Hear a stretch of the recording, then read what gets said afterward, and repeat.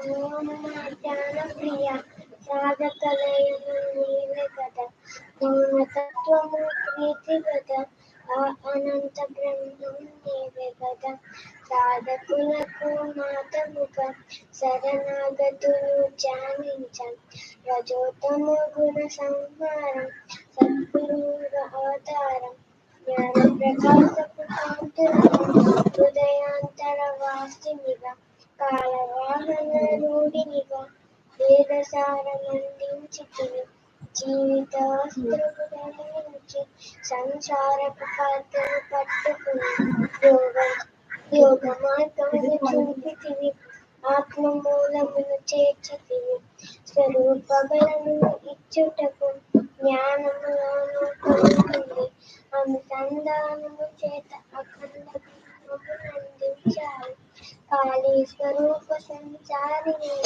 కామ్య కర్మలాత్యశూలముగా కృపా దృష్టి పరిహారిణి, అంతట నీవే ఉన్నట్టు బ్రహ్మమంత్ర నిలయనిగా, సూక్ష్మకారణ సంహారినిగా, శాంతి సంపదలనిచ్చావు, జన్మలంతం చేశావు, సర్వాత్మలై కొలువుండి సర్వవ్యాపక తత్వముగా స్వరూపాలను చేర్చితివి, అంతా నేను గణితివి, స్వయం ప్రకాశపు కాంతులతో జ్ఞాన వస్త్రపు ధారణతో జ్ఞానస్థితి మూలలతో బ్రహ్మం అన్నగా వచ్చితివి, మనోవదనే చేకూని కలియుగమున జనించి గుణాలను హతమార్చి సత్వగుణంబును నిలిపావు, మహాసత్వపు తత్వముతో సాధకులను నడిపించి బ్రహ్మయుగంబులకు మార్గంబులు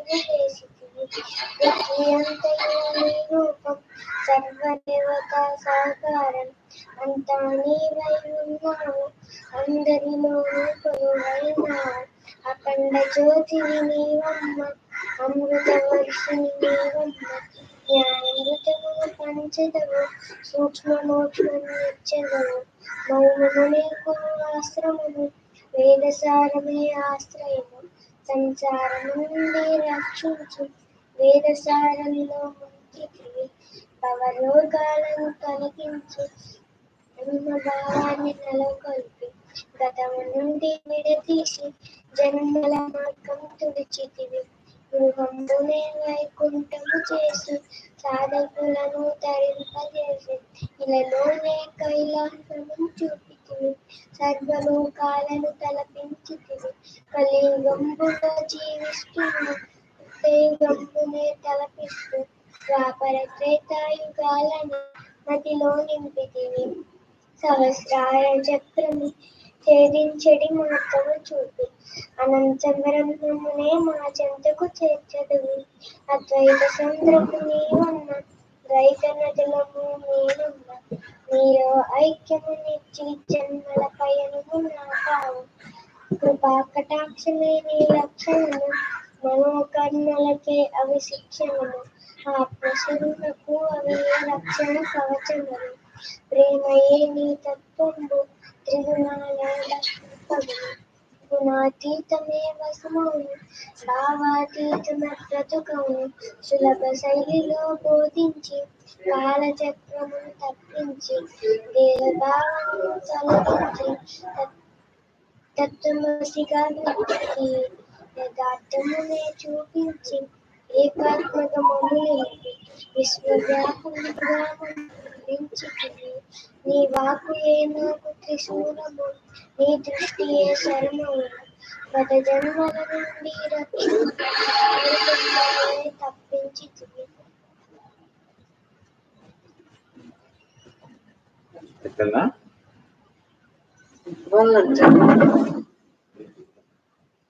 మనం ఉన్న యథార్థాన్ని తెలుసుకున్నాం, ఉన్న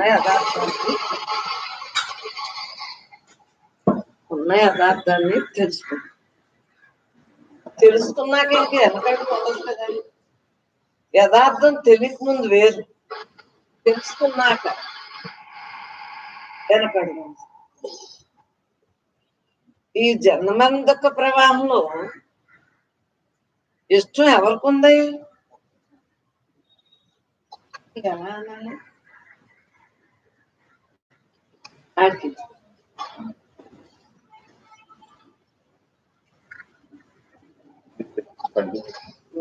ఈడైతేనే నాది పెద్ద గుంటే ఒక్కటరా జనన మరణ, అది ఇదైతే మళ్ళీ జనన మరణ దుఃఖ ప్రవాహంలో కొట్టుకుని ఉన్నాం. మరలా ఇంకా జన్మ మరణ దుఃఖ ప్రవాహంలో పడము అని, జన్మ మరణ దుఃఖ ప్రవాహంలో కొట్టుకున్నాము. మరి ఇంకా జన్మ మరణ దుఃఖ ప్రవాహంలో పడం కాక పడవని తల్లి గర్భంలోని ప్రమాణం చేసి వచ్చు. మరి ఆ ప్రమాణాన్ని మనం నిర్వర్తించుకోవాలా లేదా?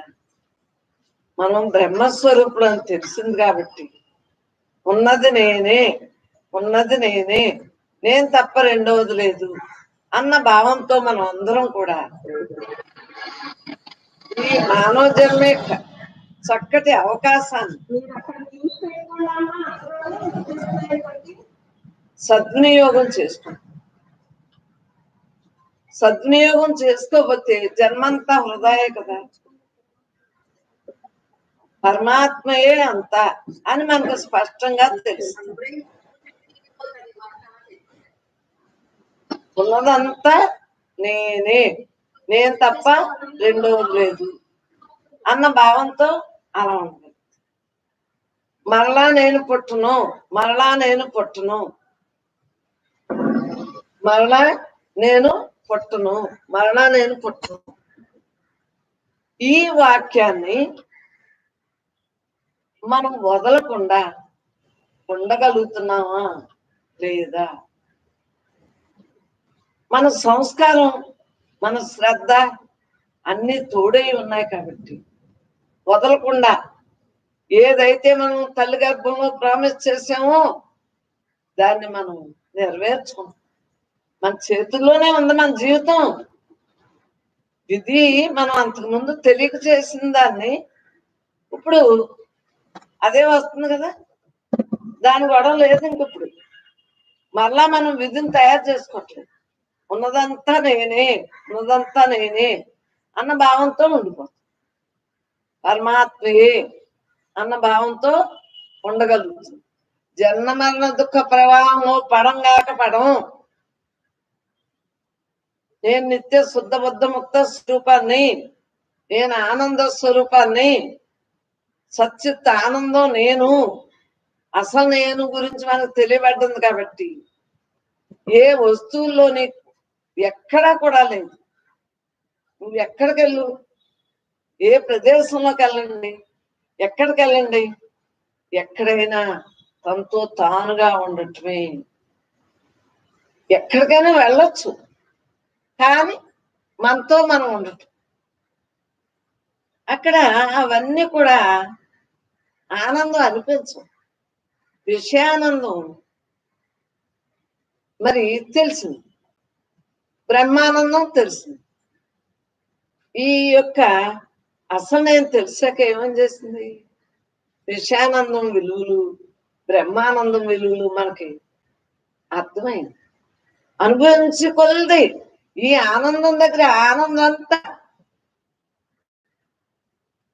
మనకి తెలియబట్టం.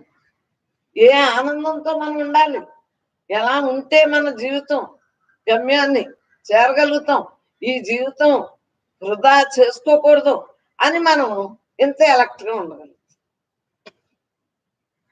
24 గంటలు ఉంటానే ఉంటుంది దేహం పని. విషయాలు మనం ఎంతెంత కావాలనుకుంటే అంతంత విషయవాసంలోనే ఉండిపో. తగ్గించుకోవాలనుకుంటాం. ఎందుకు? మన గురించి మనం తెలుసుకోవాలి అనే ప్రయత్నం. ఉన్నదంతా నేనే, ఉన్నదంతా నేనే, నేను తప్ప రెండోది లేదు, తానే. మరి మిగిలిన వాటికి దీనికి అది మరి తానే ఎప్పుడు తెలుస్తుంది? స్వప్నావస్థ, జాగ్రత్తావస్థ, స్వప్నావస్థ, సుషుప్తావస్థ. సుషుప్తావస్థ ఎవరికైనా ఒకేలా, మిగిలిన 2 అవస్థలు వేరు. కళ్ళలో ఏముంది, మనకి ఏముంటాయో ఆ విషయాలు అయ్యే మళ్ళీ దర్శనం అవుతాయి మన మనసుతో. ఈ జాగ్రత్తావస్థలో విషయవాసనలు ఇవన్నీ చూసి ఎన్ని నిజం అనుకుని భ్రమలో ఉన్నదేమో ఈ నిజం అనుకుని. కళ్ళలో కూడా నిజమే అనుకుంటుంది, కళ కన్నా కళ నుండి మేల్కొన్నాక తెలుసు. మరి అప్పుడు ఇప్పుడు ఎప్పుడు కూడా అసలు నేను లేని చోటే లేదు. ఉన్నదంతా పరమాత్మ తెలుసుకున్నాం. విషయవాసనకి తావు ఇవ్వట్లేదు. మనం వచ్చిన పని చేసుకుంటాం. అది పరమాత్మయే. నీకు దీంట్లో ఇష్టంగా ఉందా? ఇది వస్తుందా?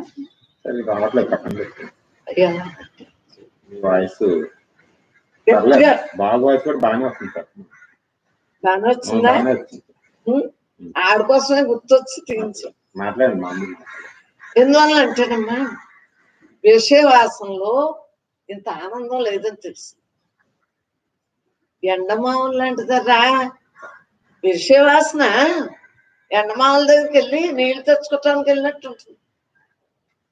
అదే ఈ అనంతత్వం మనలో ఉందని తెలిసాక ఈ ఆనందమే ఆనందం, ఆనందమే ఆనందం. వస్తువుల ఆనందం, విషయాల ఆనందం, ఎక్కడికైనా వెళ్తే ఆనందం, ఏదైనా చూస్తే ఆనందం అన్నది తగ్గిపోయింది. మనలో ఉన్న ఆనందం తెలియబడి కొద్ది మనకి ఇంకా ఇంకా ఇంకా ఇంకా తేలికవుతుంది. ఎందుకు? ఎలా? అసలైంది మనలో ఉందని తెలిసాక మరి ఎలా ఉండాలో తెలిసింది కదా. 24 గంటలు మనం పరమాత్మగా ఉంటమే. దేని ఎందు మక్కువ చూపించను, నాతో నేను ఉండటానికే ప్రాముఖ్యత ఇచ్చేసి. మిగిలిన అన్ని కూడా దేహం, ప్రపంచం అన్నీ ఉన్నాయి, అందరం ఉన్నాం. నేనే అంతా తెలియబట్టు, అందరం కూడా నేనే అని తెలియబట్టు. ఎవరు ఏం మాట్లాడినా తానే కదా, తాను తప్ప రెండోది లేదు. అందు గురించి ఏ వాక్యం ఎలా వచ్చినా కూడా బ్రహ్మంగానే స్వీకరించు. బ్రహ్మంలో ఉందే అంతాని. కానీ మనకి మనతో మనం ఉండటం అలవాటైంది కాబట్టి దీనికి ఎక్కువ ప్రాముఖ్యత ఇచ్చాం. అన్నీ ఒక్కటే అన్నా అయ్యేమో జన్మలకు తెస్తాయి. ఇది జన్మ లేకుండా చేస్తాయి.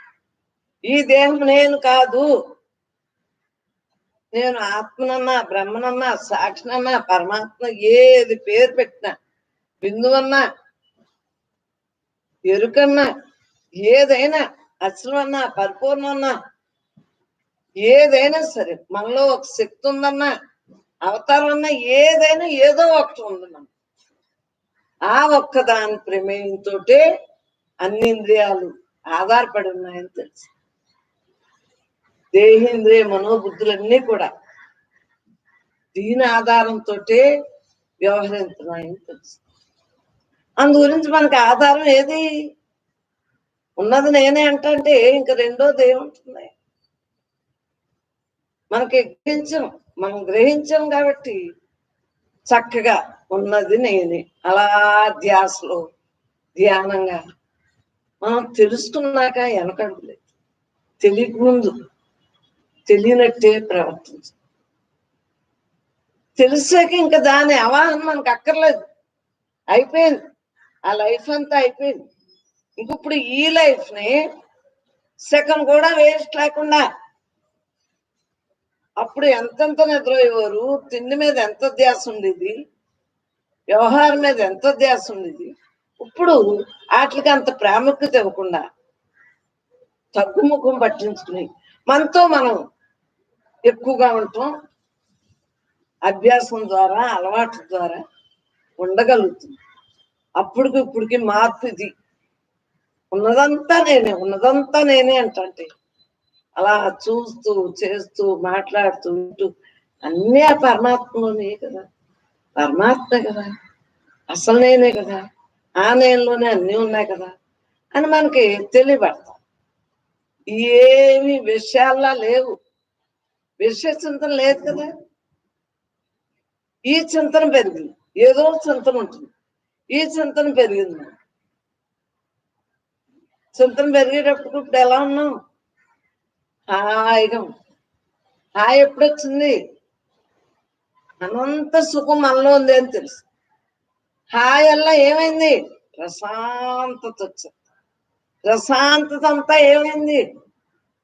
అన్ని పర్యాయపదాలు. ఆనందం తమ సొత్తు, ఎవరికి వారే ఆనందమయులు అని తెలియబట్ట. మనలోనే ఉంది ఆనందం, బాహ్యంలో లేదు. మనలో ఉన్న తత్వంతో మనం ఉండటమే. మనలో ఏ వికారాలు రాకుండా తెలియజేస్తుంది కదా, నేను పరమాత్మని అంటే ఇంకా మిగిలింది ఏముంటుంది? రెండో భావం రావట్లేదు. ఉన్నదంతా నేనే, ఉన్నదంతా నేనే, ఉన్నదంతా నేనే అంటే హాయిగా ఉండదు. ఈ దేహం ఉండగా మిగిలినాటి ప్రాముఖ్యత ఇవ్వక సత్సంగం ఇలా నిలబడ్డది. లేకపోతే ఏదో విషయం ఉంటానే ఉంటుంది. మళ్ళీ వాసన, శుద్ధ వాసన రెండు ఉన్నాయి. ఏ వాసన మనం తీసుకుంటున్నాం? శుద్ధ వాసనతో. అందు గురించి రెండో మాట లేకుండా మరి సత్సంగం పెట్టుకున్న దాని నుంచి వదలకుండా ఉండగలుగుతున్నాం అంటే, చేసుకోగలుగుతున్నాం అంటే, కుదరలేదు కుదిరింది అన్న వాటి గురించి వదిలేసి దేహమే నేను కాదు, ఒప్పుకున్నా ఒప్పుకోపోయినా ఈ దేహం నేను కాదు, నేను ఆత్మని. విధిలో ఇలా ఉందేమో సత్సంగం జరుగుతుంది, నాకేం పని? జరిగేది అలా జరుగుతూ ఉంటుంది. ఏది జరగాలో అది జరుగుతుంది. మనకి ఏ సంబంధాలు లేవు. నేను దేహాన్ని కాదు, నేను ఆత్మ అని ఆ చిన్నాడి నుంచి తెలిసిందేమో. ఇంకే దేని మీద ఉంది? విషయ చింతన మీద లేకుండా పరమాత్మగా ఉంటాం. గృహస్థ జీవితాన్ని గడుపుతాం. ఏది విధిలో తెచ్చుకుంటే అలాగే ఉండాలి కదా, చక్కగా ఉండగలుగుతుంది. మనలో మాత్రం దేన్ని స్వీకరిస్తున్నాం?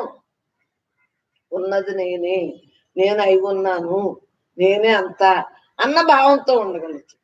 దేహం నేను కాదని ముందు తెలిసింది కదా, ఆ చిన్నాడి నుంచి తెలిసింది. తెలియటం వల్ల ఇంక వెనకడుగు ఉండలేదు. తెలిసాక వెనకడుగు ఉండదమ్మా. దాంతో చదువులు అన్నీ అయినాయి కదా, అన్నీ దేనికి అడ్డం ఉండదు. జ్ఞానం తెలుసుకున్నాక ఆటోమేటిక్ గా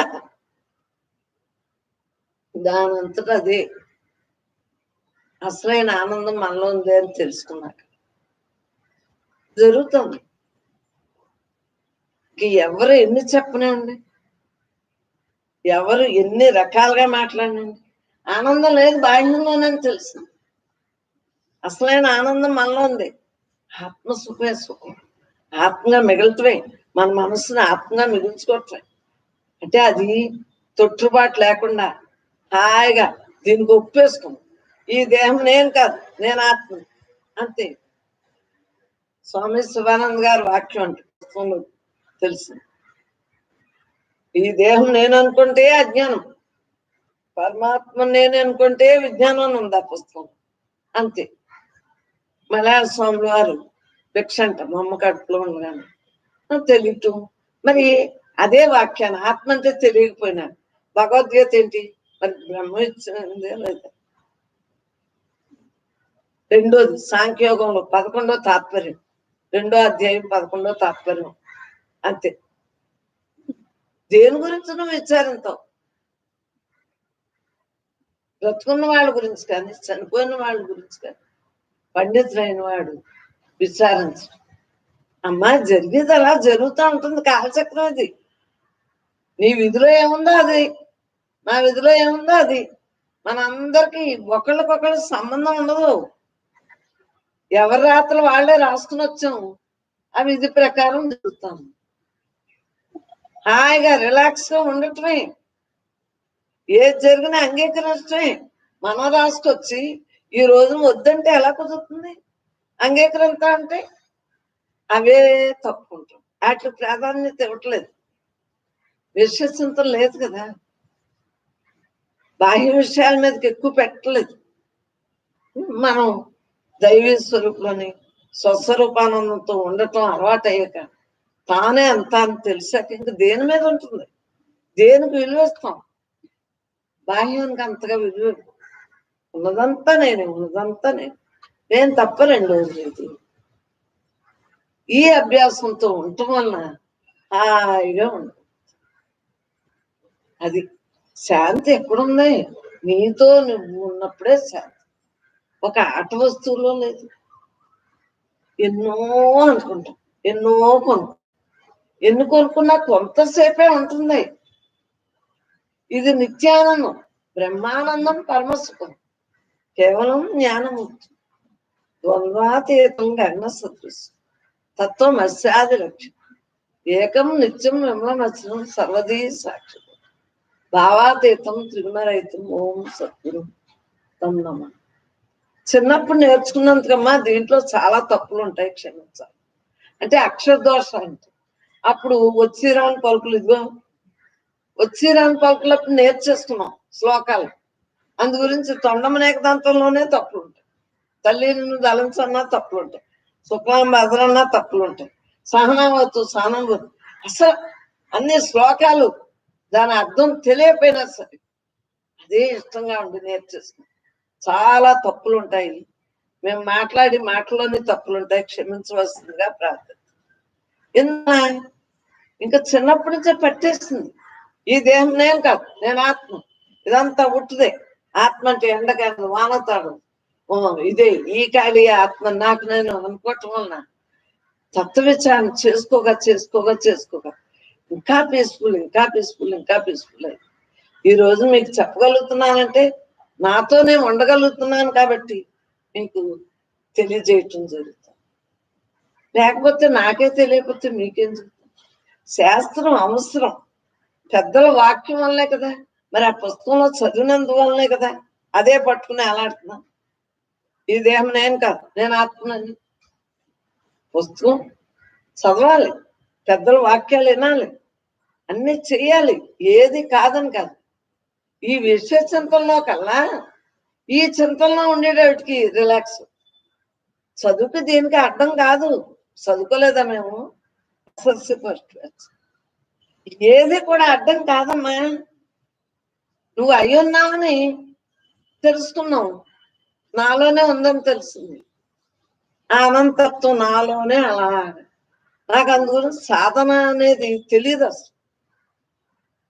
స్వామి శివానంద్ గారి ఫోటోలో రావటంతో నాకు మీరు సాధకులు కాబట్టి మీరు చెప్పగలుగుతారు. నాకు చెప్పడం రాకపోవటానికి కారణం సాధన లేదు, అనుభవం అంతే. అలా హాయిగా ఖాళీగా పంచభూతాల్లోంచి వచ్చినాయి, పంచభూతాలకు అప్పచెప్పాను. ఈ అనంతత్వం, ఈ అనంతత్వంగా నాలో నీలో అందరిలో అంతటా వ్యాపించారు. అనంతత్వంగా కళ్ళు తెరిచి అలా ఉండిపోయాడు, కళ్ళు మూసి అలా. రేం పగళ్ళు ఈ టైం ఆ టైం అని లేదు, నాకు ఏ టైంలో కుదిరితే ఆ టైంలోనే చిన్నప్పటి నుంచి బస్కే వేసేసి ఆయన పద్మాసనం వేసుకుంటే నేను సిద్ధాసనం, నా బస్కి తోటి అంతే. ఎప్పుడు అలాగా ఎప్పుడు కుదిరితే అప్పుడు ధ్యానం చేసుకోవచ్చు. ఈ టైము ఆ టైంకే అప్పుడు ఇప్పుడు ఎప్పుడు లేడాయుడు, మనలో లేడా, అందరిలో లేడా? హాయిగా మీకు మీ యొక్క బాధ్యతలు చక్కగా మీ పనులు మీరు చేసేసుకుని చక్కగా కూర్చోండి. పనులు ముందు కూర్చోవచ్చు, పని అవుతానే కూర్చోవచ్చు. లక్ష్యం అంతా దీని మీద పెట్టుకుని పని చేసేసుకోండి. అసలు ఎప్పుడు కూడా ఆటంకం ఉండదరా. నా అనుభవంలో నేను చెప్తున్నాం కదా, ఎల్లవేళ అదే ఉంటుంది. అందరితో ఆడుకోవచ్చు, కౌరులు చెప్పుకోవచ్చు, అన్ని మాట్లాడచ్చు. కానీ నా ఎరుకుతో నేను ఉండే అన్ని చేస్తాను. ఎందుకంటే బ్రహ్మానందం పరమసుఖం. ఆ సుఖం అలవాటయ్యాక ఏ సుఖం కాదు, ఈ విశ్వ సుఖంలో ఏమీ లేదని తెలిసాక దేని మీద ఉంటుంది. కానీ మనం దేహంగా వచ్చాం కాబట్టి దాన్ని తేలిగ్గా వదిలేయాలి. తనతో తానుగా అలా బాధపడు, అలా ఉండిపోవాలి. మనతో మనం అలా ఉండాలి. నిశ్చింత, చింత లేదు. నాతోనే ఉన్నాను, ఇంక నాకేముంటుంది. ఉన్నదంతా నేనే, ఉన్నదంతా నేను. నేను లేని చూడలేదు. అండపిండ బ్రహ్మాండంత నేను లేని చూడలేదు. అన్నీ నేనే, సర్వం నేనే, సకలం నేనే. అన్ని పర్యాయ పదాలు వచ్చాక ఓహో అయితే ఉన్నదంతా ఒకటేని. ఇంకా ఇంకా ఇంకా ఇవన్నీ కూడా మరి ధ్యానంలో వచ్చినాయి కాబట్టి మాట్లాడుతున్నాను మీతో. ఈ దేహం నేను కాదు, నేను ఆత్మనేని అలా ధ్యానం చేయగా ఏమొచ్చింది? నేనే నువ్వు, నువ్వే నేను వచ్చింది. ఇదేదో బాగోలేదు అని మానేసి అంతే. అప్పుడు నాలోంచే నేనే బ్రహ్మను, బ్రహ్మనే నేను. ఎప్పుడైనా విన్నానా? వెళ్ళలేదు ఆ వాక్యం. నేనే బ్రహ్మను, బ్రహ్మనే నేను అని వచ్చింది. సుకృతం. మరి మహాత్ముల యొక్క వాళ్ళ యొక్క అనుగ్రహం కదా, అంతే. మరి పుస్తకాలు చదివి ఏం కదా, ఒక ముక్క చదువుతాం. అనుభవం, సాధన సాధన సాధన ఎంతసేపు అనుభవించాలి చక్కగా, అంతే. అలాగా నేనే అంతా, అంతా నేను, అన్నీ నేనే, సర్వం నేనే, సకలం నేను, అండపిండ బ్రహ్మాండంతో నేను లేని చూడలేదు. నచ్చింది బ్రహ్మ అంటే తెలీదు, తెలియకపోయినా ఆత్మే బ్రహ్మ ఒకటే అని నాకు నేను అనేసుకుని హాయిగా ఒకటే ఆత్మ అంతటా ఎలా వ్యాపించిందో బ్రహ్మ అన్నా అంతే. నేనే బ్రహ్మని, నేనంటే అసలు నేనని తెలుసు. సుకృతం ఉంది. ప్రయత్నం మాత్రం లోపం చేసుకోకండి. మీకు సుకృతం ఉంది కాబట్టి ప్రయత్నం లోపం చేయకండి. ప్రయత్నం గట్టిది, సుకృతం ఉంది, ప్రయత్నం ఎక్కువగా ఉండాలి. అదే ఉన్నాం, ఇంకా అలా ఉండటమే. ప్రయత్న లోపం మాత్రం లేకుండా చూస్తాం. ఎంతో రిలాక్స్ అంటే ఎక్కడా లేదరా. హాయిగా నీతో నువ్వు ఉంటువే రిలాక్స్. మిగిలినట్లో ఏది రిలాక్స్ అంటూ ఏది, అదన్నీ కూడా నశించిపోయి మార్పు చెంది క్షణికమైనయే, అశాశ్వతమైనయే. శాశ్వతమైన మన గురించి మనం చూసుకోవటం, అనంతుణ్ణి తెలుసుకుని ఆ ఆనందంగా అలా ఉండటమే. నేను పరమాత్మ స్వరూపం, నాకేంటి, నేను అయి ఉన్నాను, నాకేంటి, ఇటువంటి ధైర్యం నాలో ఉంది. దేహం నేను కాదు, దేహాన్ని ఏమన్నా నాకు లెక్క. చిన్నప్పటి నుంచి ఇప్పటి వరకు ఎంతమంది తిట్టినా నాకు అసలు ఏం లేదు. ఏదో మీరు కావాలంటే ఏదో చెప్పడం కానీ అసలు భావనే లేదు.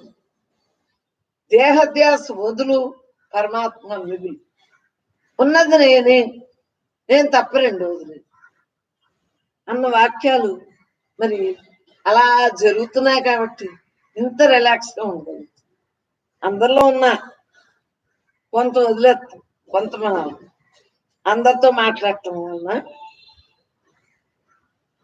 కొంత, అదే ఎవరు లేనప్పుడు ఎక్కువగా ఉండగలుగుతాం. అందు గురించి ఏకాంతమే కోరుకుంటాం. ఎక్కువ జనంలోకి ఏదో అవసరార్థం వెళ్తామే తప్పించి అస్తమానం జనం ఉండాలని రూల్ ఉంది. జనం ఉంటే మన అనంత సుఖం అనుభవించు. శాశ్వతమైన ఆనందమైన స్వరూపాలను మనం తెలిసాక ఇంక దేని మీద ఉంటుంది? అది నేను ఆనందో బ్రహ్మ. బ్రహ్మ అంటే ఏంటి? ఆనందం. దేని మీద ఆనందం? దేని గురించి ఆనందం? దేని వలన ఆనందం? ఆలోచించు. నీతో నువ్వు ఉండటం వలన ఆనందం, కానీ మిగిలిన వాటికి ఆనందమే ఉంది, దుఃఖమే దుఃఖం. ఈ ప్రపంచం అంతా దుఃఖాలే అంటారు. అలా భావించిన వాడు ఈ ప్రపంచం అంతా బ్రహ్మమే అంటాను నేను. ప్రపంచం అంతా బ్రహ్మమే, పరమాత్మే, ఉన్నదంతా నేనే, ఉన్నదంతా నేను, నేను లేని చోటు. ఆకార వికారాలు అన్నీ నశించిన వాడు నువ్వు. 84 లక్షల జీవరాశులు, జీవుడు 84 లక్షలు, చావు పుట్టుకలెక్కడ, ఎవరు చేసిన వారి కర్మము అనుభవించేదక్కడ. ఇటువంటి ఎన్నాళ్ళు బ్రతికినా ఏమి నిత్యం లేదు, కొన్నాళ్ళ కోరామచిలుక, 3 నాళ్ళ ముచ్చటకు మురిసేవు తరిసేవు, ముందుగతుగాన వేచులుక. ఇవన్నీ అచల పరిపూర్ణంలో అయ్యే అభ్యాసం ఉండటం వలన, ఆ చిన్నతనం నుంచే ఆ మమేకం అయ్యి ఉండటం వలన అసలైన ఆనందంతో ఉండగలుగుతాం. ఎప్పుడు కూడా మనకి వైరాగ్యం, వివేక వైరాగ్యాలతోటి మన మనస్సు ఉండాలి. అటువంటి పాటలు మనం చేసుకోవాలి. చేసుకుంటా అంటే ఆనాటి నుంచి దేహం నేను కదా, నేను ఆత్మని ఉండగలుగుతుంది. రోజు ఎన్నాళ్ళు ఉంటాం అంటాం. ఎందువల్ల అంటాను? ఉన్ననాడు ఆఖరి శ్వాస ఏ టైం అవుతుందో, రాత్రి అవుతుందో, పగలే అవుతుందో, తెల్లజామున అవుతుందో, అర్ధరాత్రి అవుతుంది, మధ్యాహ్నం అవుతుంది, ఏం తెలుస్తుంది? ఉదయం సాయంత్రం ఏమి లేదు, తుది శ్వాస వరకు కూడా ఇలా ఉండవచ్చు. ఎందువల్ల? ఏ టైం అయినా అయిపోతే మరి జన్మ లేకుండా ఉండాలని కదా మన ప్రయత్నం అంతా. అందు గురించి అంత ఎలక్ట్గా ఉండాలి. ఈ జన్మకు వచ్చి పని చేసుకో, మిగిలిన పనులన్నీ కూడా కొంతమంది చేయగలిగేది. కొన్ని పనులే మనం చేస్తాం. నేను ఎప్పుడు మనకు ధనం ఉంది, వారు చేస్తారు, నాకు మాత్రం ఈ ఒక్కడే చేసుకోవాలని చిన్నాడి నుంచి కూడా చేసుకోండి. నా గురించి నేను చేసుకోవటం, నా ధ్యానం, నా ధ్యాస ఇవే నాకు. ఈ తలంపులోనే జీవితం గడుపుతాం. ఎందువలన? అనంత సుఖం మనలో ఉందని తెలిసాక, శాశ్వతానందం మరి మనమే అని తెలిసాక, శాశ్వతానందం మనలో ఉంది, అయి ఉన్నామని తెలిసాక దేని మీద ఉంటుంది? సచ్చిత్త ఆనంద స్వరూపం మనమేం తెలిసాక దేని మీద ఉంటుంది? పుట్టుట మరణం మధ్యలో ఈ ఆటంతా బొమ్మలాటం తెలిసాక ఇంకేముంటుంది? ఈ అనంతమైన తెర మీద అన్ని ఉంటాయి. మనకెందుకు? దేహం నువ్వు కాదు, నువ్వు నీలో ఉన్న దేవుడు అని తెలిసాక దేహం ధరించు. శరీరం దేహము దేహి, క్షేత్రము క్షేత్రజుడు అని తెలిసాక ఇంకేముంది? దేని ఎందు మమకారం, దేని ఎందు అహంకారం? నేను తప్ప రెండోది లేదన్నాక ఇంకే విషయం మీద ఉంటుంది? ఉన్నదంతా భగవంతుడే అన్నాక దేని మీద ఉంటుంది? గురించి ఎవరు ఎలా మాట్లాడినా నవ్వు. ఆరికి తెలియక మనకు ముందు తెలిసింది, ఇప్పుడు తెలుసుకుంటున్నారు. ఎవరి సంస్కారాన్ని బట్టి వాళ్ళు శ్రద్ధగా తెలుసుకుంటున్నారు. ఇంకా అంతకన్నా ఎవరినన్నా నన్ను నేనన్నట్టే. ఈ దేహం నేను కాదు, నేను ఆత్మని తెలిసాక అన్ని స్వరూపాలు తాను తప్ప రెండవది లేదు, ఉన్నదంతా నేనే అన్నాక ఏది కూడా సరదా ఉండదు, దేని మీద సరదా ఉండదు, దేని మీద ధ్యాస ఉండదు. అలానే ఏది మనం తింటున్నాం, ఉంటున్నాం, నడుతున్నాం, మాట్లాడుతున్నాం, అన్ని చేస్తున్నాం, కానీ అవన్నీ విషయాలని తెలిసింది, విషయవాసం రాకుండా పరమాత్మేందే తలంపుతో ఉండగలుగుతున్నాం. కాబట్టి మనం పరమాత్మ స్వరూపులను రూఢిగా చెప్పగలుగుతాం. స్వరూపానందంలో ఉండాలి. నేను అయి ఉన్నాను తెలియబడ్డంది, ఇంకా అలా ఉండిపోవటమే. కొత్తగా ఏమి నేర్చుకునేది ఏమి లేదు. అలా ఉన్నది ఉన్నట్లుగా ఉండిపోవటం యథార్థం. ఇది ఎప్పుడు ఉన్నదే, భూమికి ఆకాశానికి మధ్యలో ఏదైతే ఉందో అదే నేను తెలుసుకున్నాను. నాలో మీలో అందరిలో అంతటా వ్యాపించున్న అనంతత్వంగా అలా ఉంటుంది. అందువల్లనే మీ నామరూప గుణాలు నాకేం పని, నేనెంతో పట్టించుకుంటాను. మీలో ఉన్న నేను, నాలో ఉన్న నేను, అందరిలో ఉన్న నేను, అంతటా ఉన్న నేను నేనే. ఆ నేను తోటే ఉండటం వలన వ్యవహారం నిధిలో ఏం తెచ్చుకుందో అది అలాగే జరుగుతుంది. దాన్ని అంగీకరించేయండి రా, అంగీకరించేయండి. ఏదొచ్చినా అంతకుముందు మనం చేసుకుందే కదా. ఉన్నదంతా నేనే, ఉన్నదంతా నేను తప్ప రెండోది లేదు. ఇంకేముంటాయి విశేషాలు? మరి అలాగా మాలో ఈ భావంతో ఇలా ఉండటం వలన రోజులు గడుతున్నాయా, పుట్టేమా, మరణించేమా, అసలు ఆ భావనలో రానివ్వు. ఎవరైనా మాట్లాడినప్పుడే మాట్లాడతాం, అంతవరకు ఆలోచించు. ఎంతసేపు మన గురించి మనం చూసుకునే ఆలోచన ఉన్నప్పుడు ఇంకా ఎన్ని ఆలోచనలు ఉంటాయి? ఒక్కటే ఆలోచన, నాతోనే ఉండటం. వ్యవహారంలో ఎవరితో ఉన్నా ఏమి ఉండదమ్మా. దేహం నేను కాదు, నేను బ్రహ్మానని తెలిసాక ఏ దేహం అయినా శ్మశానానికి వెళ్ళేదని తెలిసాక ఈ దేహం అన్ని దేహాలు ఏ జీవి అయినా ఒక్కటే కదా, పుట్టుట మరణం, మళ్ళీ విధిని తెచ్చుకోవటం కారణదేహంతో అని తెలిసాక ఇంక దేని మీద ఉంటుంది? ఇష్టం అయిష్టం ఇంకా దేని మీద ఉంటుంది? ఉన్నదంతా నేనే అన్నాక విడిగా ఏమి ఉండదే.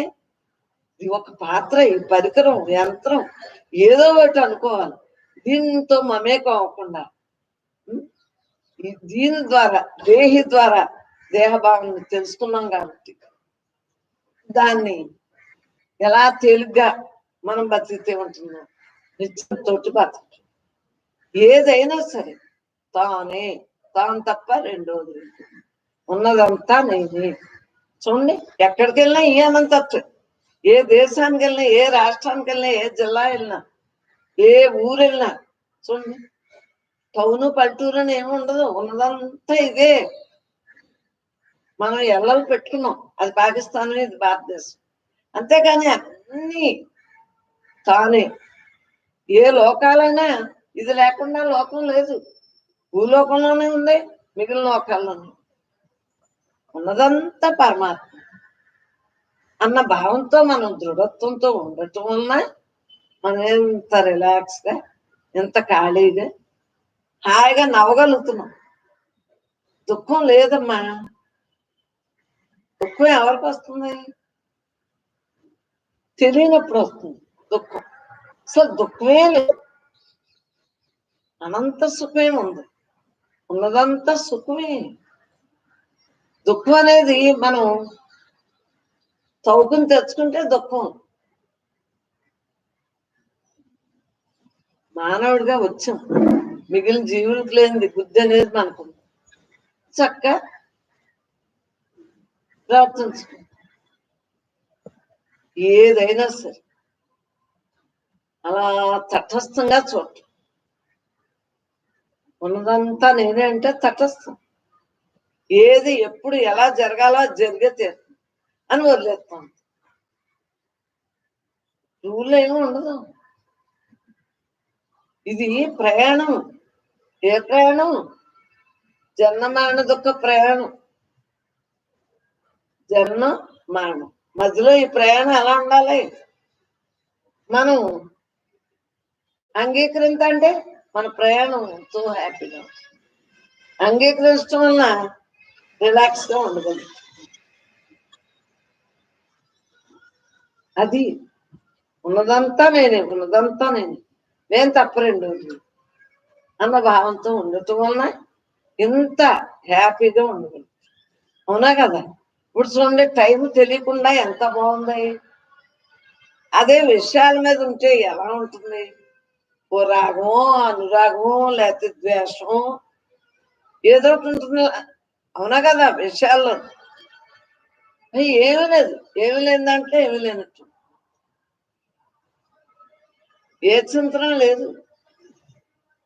ఉన్నదంతా నేను. కానీ మాట్లాడాలి కాబట్టి మీతో అదా ఇదా అని మాట్లాడతాం. దాన్ని ఎందు ఏమి పెట్టి మీరు దాన్ని గాఢంగా నమ్మారు. దాన్ని ఏమీ లేని దాంట్లో ఏమీ లేదని తేలిగ్గా తెలియబడ్డది కాబట్టి విషయాల్లోకి ఎక్కువ ప్రాముఖ్యత ఇవ్వకుండా, విశ్వసంతం చేయకుండా పరమాత్మగా ఉంటూ మనకెందుకు, నాకెందుకు, నీకెందుకు, మనకెందుకు, ఇవన్నీ నిజమా? ఏమీ కాదు. అవును లేదు, కాదు. తింటున్నావా, తినొద్దా? ఈ జీవుడు ఈ దేహం నిలబడాలి కదా. తింటున్నాం. మాట్లాడుతున్నావా, మాట్లాడుతున్నాం. కానీ నేను మాట్లాడట్లేదు. ఇది జడం బ్రహ్మంగా. అంటే ఈ మనస్సు ఏం చేస్తుంది? అభ్యాసం వల్ల అది మాట్లాడుకుంటాం. మనకు మాటలొచ్చా? రావు. వచ్చా? వచ్చు. అసలు మనకి ఏమీ తెలియదు. అన్నీ అది నడిపేస్తుంది. ఇంకా శరణాగతితో ఉన్నాం కదా, నువ్వు తప్ప రెండవది లేదన్నాం కదా. ఉన్నదంతా నేనే, ఉన్నదంతా నేనే అంటే ఇంకేం జరుగుతుంది? రెండో భావం లేకుండా ఉంది. అందు గురించి అమ్మా, మార్గాలు అనేకమైన గమ్యం ఒక్కటే కాబట్టి అందరికీ తలోక రకం సుకృతాన్ని బట్టి ఒక్కొక్క రకంగా కర్మ, భక్తి, జ్ఞాన, ధ్యాన యోగాలు రకరకాలుగా ఉంటాయి. కర్మయోగం మరి చూడండి, యజ్ఞాలు, యాగాలు ఎంతంత చేసుకుంటాము. భక్తి యోగం ఎన్నెన్ని చేసుకోగలుగుతాం. జ్ఞానయోగం తెలుసుకున్నాం కదా, నిశ్చింతగా ఉండగలుగుతున్నాం కదా, తెలుసుకున్నాం కాబట్టి.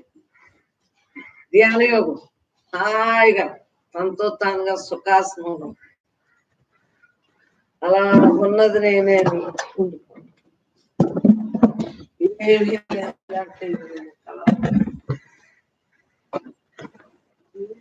తెలిసాక విద్య ఏముండదమ్మా. నేనోనే అమ్మాయిని తెలియబట్టింది. అంతకుముందు వేరు వేరు. ఇప్పుడు ఒకటే ఎన్ని రోజులు చెప్పుకున్నా దీన్నే మనం ఎందుకు చేయాలి? సంకీర్తన మంత్రం ఎన్ని ఎందుకు చేస్తారు? 12 సంవత్సరాలు మంత్రాలు. ఎవరన్నా మంత్రం ఇస్తే 12 సంవత్సరాలు అంత జపం, అంత తపస్సు ఎందుకు చేస్తాం? యోగం మరి ఈ ఆలోచన విధానం ఆ మంత్రాలే పట్టుకుని ఏకాగ్రత నిరంతరానికి కుదురుతుందని అది లేదంటే ఎలా చేస్తుంది? అది నేను అందంతా అన్న భావంతో ఉంటుంది. హాయిగా జ్ఞానం ఏం చేస్తుంది? తెలియబడుతుందా? తెలియబడేదాన్ని జ్ఞానం, అనుభవించేదాన్ని విజ్ఞానం.